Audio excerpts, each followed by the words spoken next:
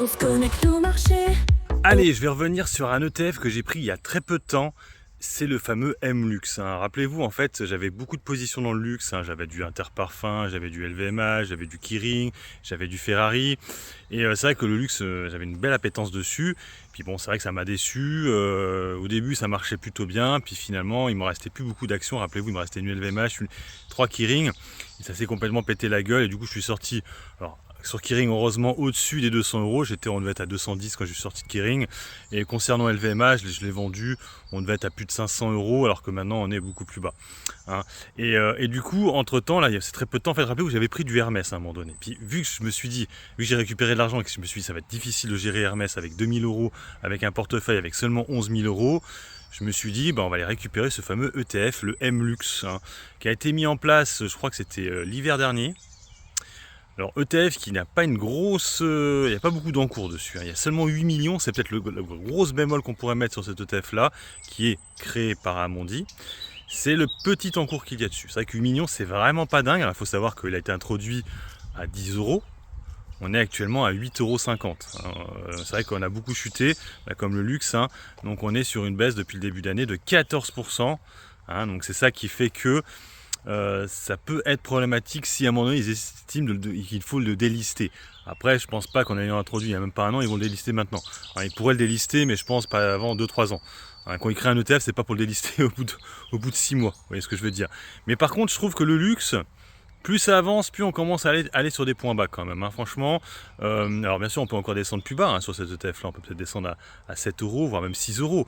Mais bon, l'avantage c'est que c'est un ETF en fait. Donc je vous le dis, au niveau de la composition de cet ETF, ça n'a pas changé depuis la dernière vidéo que j'avais faite l'hiver dernier. La première place, c'est pour ça que j'ai pris celui-là. C'est Hermès en fait, c'est pas LVMH. Elle a quand même plus de 10% Hermès quand vous achetez l'ETF. Donc vous prenez une grosse part d'Hermès quand même. Ensuite, en deuxième place, on retrouve Richemont. Société suisse, vous savez, de luxe, qu'on ne peut pas mettre dans un PEA normalement. Donc la deuxième c'est Richemont. Ensuite on retrouve Ferrari. Alors ça c'est un dossier que j'ai déjà par contre. Donc Ferrari, ça fait doublon pour le coup, pour ce dossier-là. Société italienne, sur de voitures. Et après seulement on retrouve LVMH, qui arrive que à la 4e place. Donc du coup, vous voyez, c'est pas la plus grosse capitalisation de ce ETF là. Après ensuite on retrouve des dossiers comme L'Oréal. On retrouve aussi des sociétés américaines. Alors ça aussi, ça qui est problématique, c'est Tesla. On retrouve Tesla dedans. Alors c'est vrai que je ne sais pas pourquoi ils l'ont foutu dedans. Pour moi, c'est pas vraiment du luxe Tesla. Ce serait plutôt de la tech. Sachant en plus que j'ai déjà sur mon S&P 500 le Tesla. Et en plus, je l'ai sur mon portefeuille compte titre. Donc ça fait un peu beaucoup, je trouve. Et moi, je préférais qu'ils mettent autre chose que Tesla. À la limite, je sais pas moi, mais Interparfum, ou alors c'est pas la même capitalisation, je suis d'accord.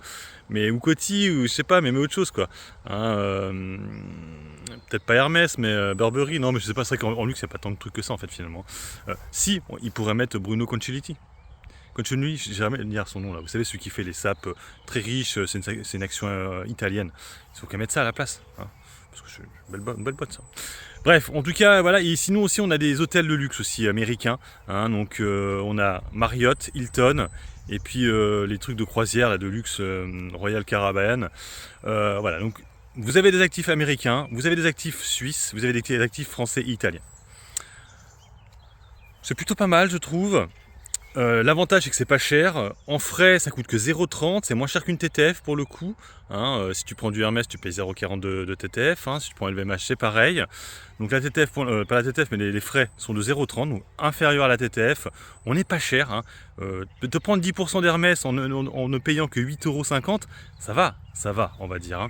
Donc c'est pour ça, je tente le coup. Alors j'ai une toute petite position pour l'instant. Je voudrais en fait récupérer l'argent d'Elior pour le mettre dessus.